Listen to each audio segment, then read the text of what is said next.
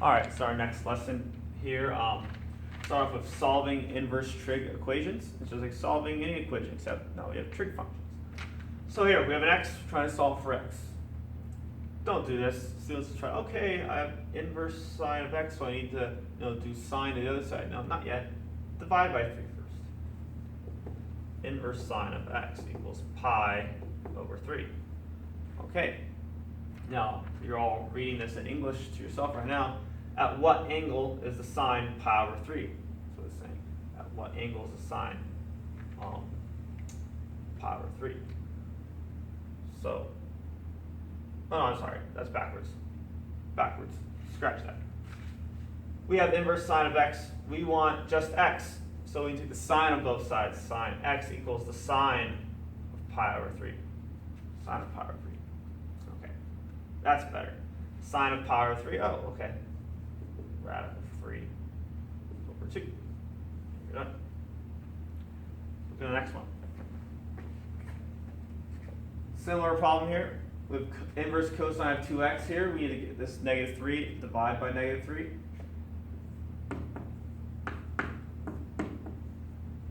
The inverse cosine of 2x is equal to negative divided by negative is positive 2/3 pi, or 2 pi over 3. Okay. Well, I don't want inverse cosine of 2x, I just want 2x. I need to get rid of this inverse cosine. So you think like, oh, cosine to both sides, so that helps. I have cosine of 2/3 pi. Not inverse cosine over here, just cosine. Okay? The inverse of inverse cosine is just cosine. Right? 2x equals the cosine of 2/3 pi, or 2 pi over 3. That is right here. Okay? Cosine is negative in this quadrant, so cosine of 2 pi over 3 is negative 1/2. Divide by 2, x is negative 1/4.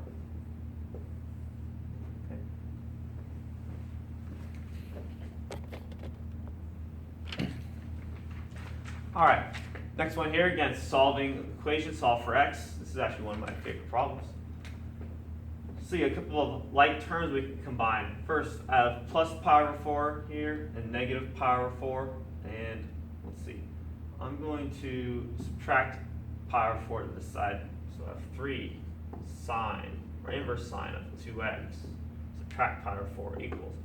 So this is negative 1/4 pi, subtract another fourth to make 2/4, or 1/2, plus 2 inverse sine 2x. Okay, these are like terms, meaning they're both inverse sine, and they both have the same argument.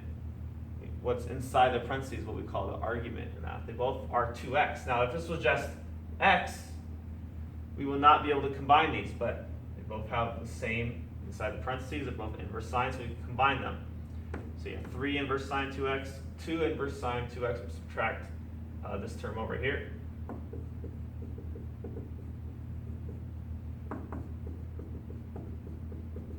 Okay, get 1 inverse sine of 2x equals negative pi over 2. Okay, I want to get my angle by itself, or isolate that, or that's just, since it's inverse sine, this is my ratio value. I need to get x by itself, so I'll take the sine of both sides.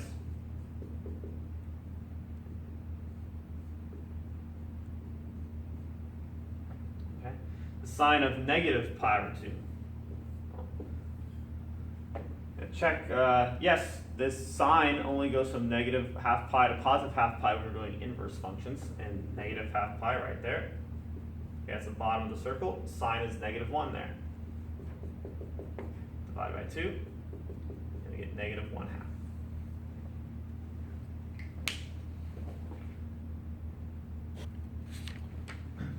All right, well, our next examples, this is this type of problem is find the exact value of an expression involving sine, cosine, or tangent inverse. Now, a couple lessons ago, previous lesson, we did something like this. It was the sine of the inverse sine of x.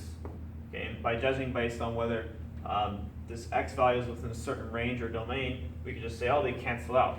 But notice they're always both sine, both cosine, or both tangent. Now we're mixing them up, different trig functions. It's actually one of my favorite problems. So we have the sine of the inverse tangent of 1/2. So this here is the inverse tangent. This is saying the tangent of what angle equals 1/2.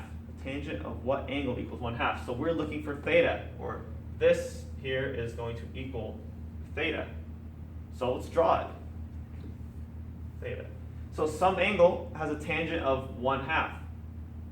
Well, 1/2 is positive. Tangent uses quadrants 1 and 4. If it's positive, it must be in quadrant 1. So I draw my reference triangle. Now the triangle is not going to be drawn to scale, but it's good enough there. So the tangent of theta, all right, so I'm going to pull this down here. Inverse tangent of 1/2 equals an angle, theta, which means 1/2 equals the tangent of theta. So the tangent of this angle is 1/2, or opposite over adjacent is 1/2. Opposite over adjacent, 1, 2. Opposite over adjacent. Okay, so this is really equal to theta. So really what I want to do is take the sine of theta. Right? I'm going to substitute inverse tangent of 1/2 with theta. So now I'm trying to find sine of theta. Well, here's theta. Sine is opposite over hypotenuse. I just need to know what the hypotenuse is. Pythagorean theorem. 1 squared plus 4 or 2 squared equals r squared, or hypotenuse squared. And leave the square root of 5. So the sine of this angle is opposite over hypotenuse, or 1 over radical 5, which equals radical 5 over 5. Okay.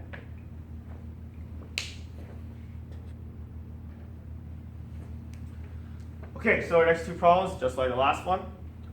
So I want the cosine of the inverse sine of negative 1/3. Inverse sine of negative 1/3. At what angle is the sine negative 1/3? So again, we're looking for angle. We're looking for theta. So inverse sine of negative 1/3 is equal to theta, which means negative 1/3 equals the sine of theta. So draw my unit circle, reference triangle. Inverse sine, or sine, uses quadrants 1 and 4. 1 and 4. Negative, the ratio value is negative, so it must be in quadrant 4. Okay. So the sine of theta is negative 1/3, opposite over hypotenuse, negative 1 over 3. Okay. We're going to need to find the x side.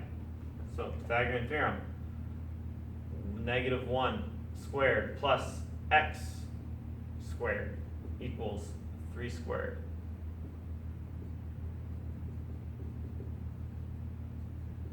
X squared equals 8. Square root. Okay, when we take the square root of 8, that's 2 radical 2.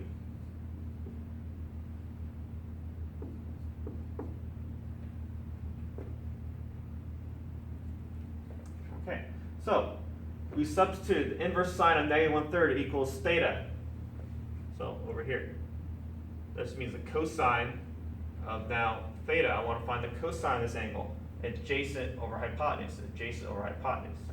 Cosine theta is 2 rad 2 over 3. Okay. Number 3 here. Let's rewrite this. Kind of wrote it kind of ugly.